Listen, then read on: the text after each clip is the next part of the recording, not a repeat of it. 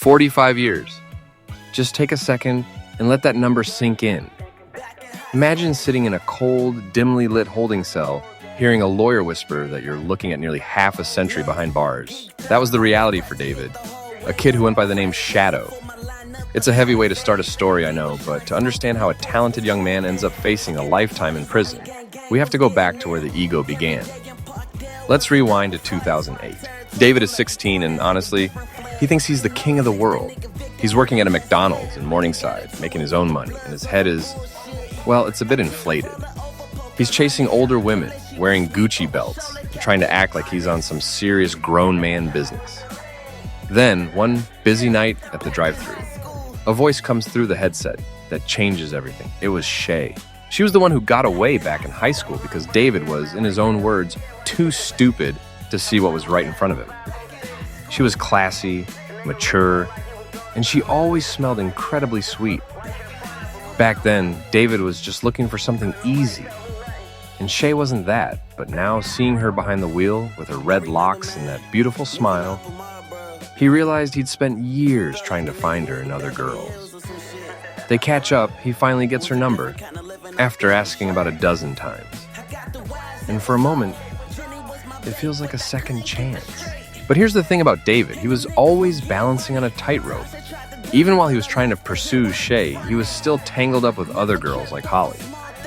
His life was a mess of high school drama and ego, a pattern that started way back at Parkdale High. At Parkdale, David was a bit of a wild card. He managed to get with Kimley, a stunning girl with jet black hair, but he couldn't keep it together. He ended up messing around with a girl named Shola in a stairwell. And of course, word got back to Kimley. The fallout was dramatic.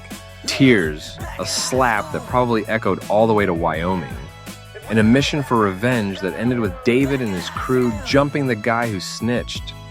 It was the first real sign of the violence simmering under the surface. Then came the move to Upper Marlboro and a fresh start at Dr. Henry A. Wise Jr. High School. The place was massive, all glass and flat-screen TVs.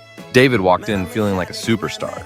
I mean, on his very first day, he managed to get a girlfriend named Tasha without even trying. But Tasha wasn't the one. He soon found out she wasn't being faithful, and he dumped her right in the middle of class. It was almost comedic, you know?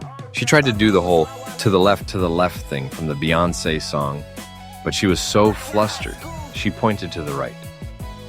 After Tasha, there was Janara. She was different. She really seemed to care for him.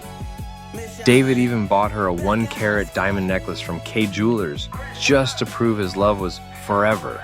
But even then, he was still playing games, still flirting with girls like Tiffany and Shay on the side. Through all this chaos, there was one thing that kept him grounded: Tupac Shakur. David would wake up every single morning and blast Dear Mama or Unconditional Love.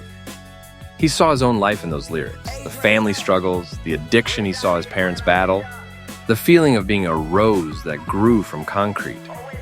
He wanted to be that rose, but the soil he was growing in was getting tougher by the day. Then, reality hit like a freight train.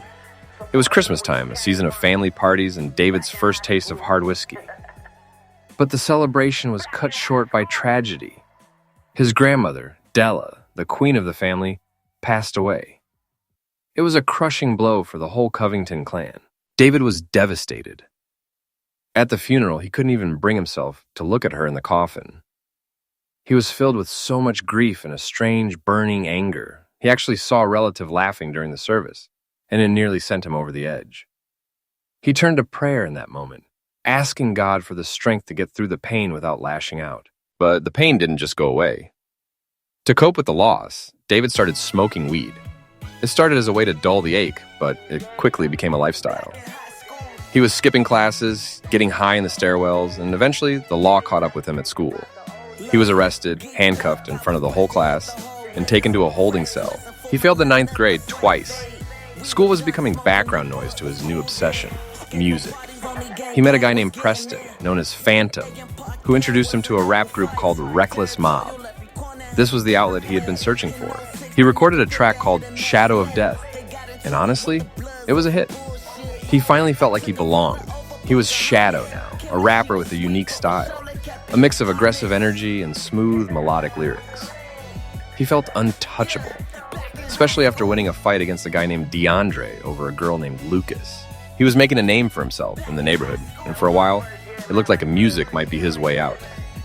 But life has a way of pulling the rug out from under you just when you think you're standing tall. He moved to Morningside, got a job at McDonald's again, and for a bit, things were stable. He bought his own computer and studio equipment. He was recording whenever he wanted. Then, he lost the job. The money stopped flowing, and that sense of freedom he'd worked so hard for just vanished. Desperation is a dangerous thing, right? It changes the way you look at the world. It makes wrong look like necessary. He was hanging out at a friend's house one evening, feeling the weight of his empty pockets, when a BB gun was pulled out. His friend told him it was an easy way to make quick cash. In that moment of weakness, David didn't see the risk of a 45-year sentence. He only saw a way to get back the life he thought he deserved. He went on a robbing spree, fueled by a need to survive, but the reckless life finally caught up with him.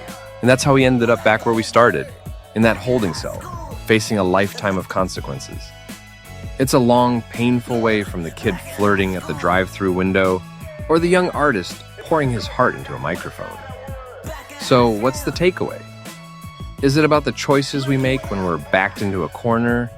Or is it about how easily a rose can be crushed if it tries to grow too fast? David's story is a powerful reminder that while unconditional love is a gift, it can't always save you from the shadows you create yourself. Thanks for listening.